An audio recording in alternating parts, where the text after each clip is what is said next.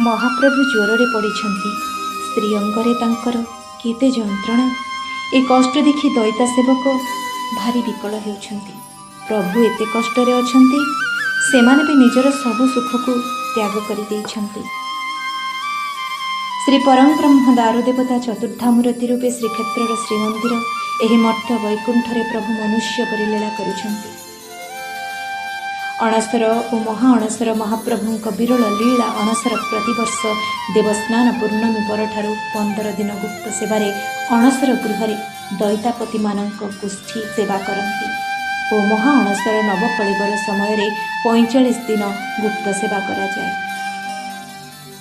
एही गुप्त सेवारे गोष्ठीगत भावे दैतापति परिवार निषिद्ध नियम मान समस्त परिवार पालन करती। देवस्नान पूर्णमी परठारु ज्वरे पीड़ित महाप्रभुंकर अणसर घरे चली थाए गुप्त सेवा। चतुर्धा विग्रहंक सेवा करती गोष्ठीगत भावे दैतापति सेवकंक सेवा बेसी निष्ठा एकाग्रतार सह होइथाए।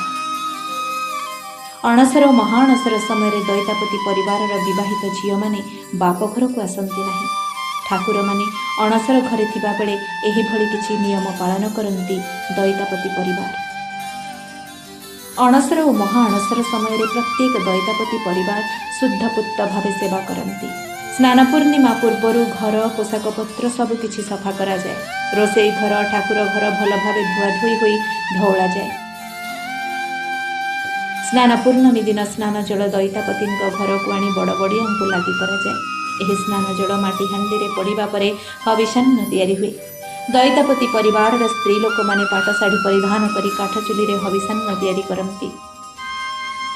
वर्तमान समस्त घरे काठ चुली नथिले भी अधिकांश परिवार काठ चुली रे हविषान्न प्रस्तुत करती ठाकुर को उद्देश्य रे भोग देवा पाई।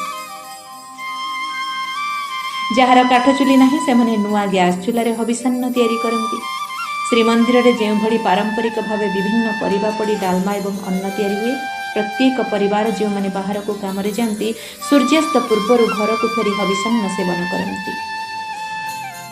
दैतापति परिवार समस्त सदस्य अर्थात पिलांक ठारू वयस्क पर्यंत समस्ते दिन को गोटे थर हविषान्न खाती। केही बाहर किछि खाद्य खाती नहीं कि पानी मध्य पियंती नहीं। कौनसी परिवार जदि केही बाहर चाकरी करथिबे तेबे एही अणसर 15 दिन और महाअणसर 45 दिन छुट्टी आनी घर को आसती। शुद्धपुत्त भावे परिवार सदस्यों सह सेवा और समस्त नीति नियम पालन करती। विवाहित झील मानक परि सेही परिवार बंधु बांधव मध्य आसती नहीं और भिकारी को मध्य एही अणसर और महाअणसर समय रे महाप्रभु खट पलंक गदी मांडी किछि भी व्यवहार न करुथिबारु दैतापति परिवार रे मध्य एहा कड़ाकड़ी भावे पालन करा जाए। सेमाने मध्य सबु किछि भी घरे व्यवहार करती नहीं। सबु विलास व्यसनरु दूरे रुहंती। एहीपरिकी एही समय दैतापति परिवार सदस्य माने सुना अलंकार मध्य पिंधंती नहीं। समस्ते निष्ठापर होई ठाकुरंक सेवा करिथांती। जय जगन्नाथ।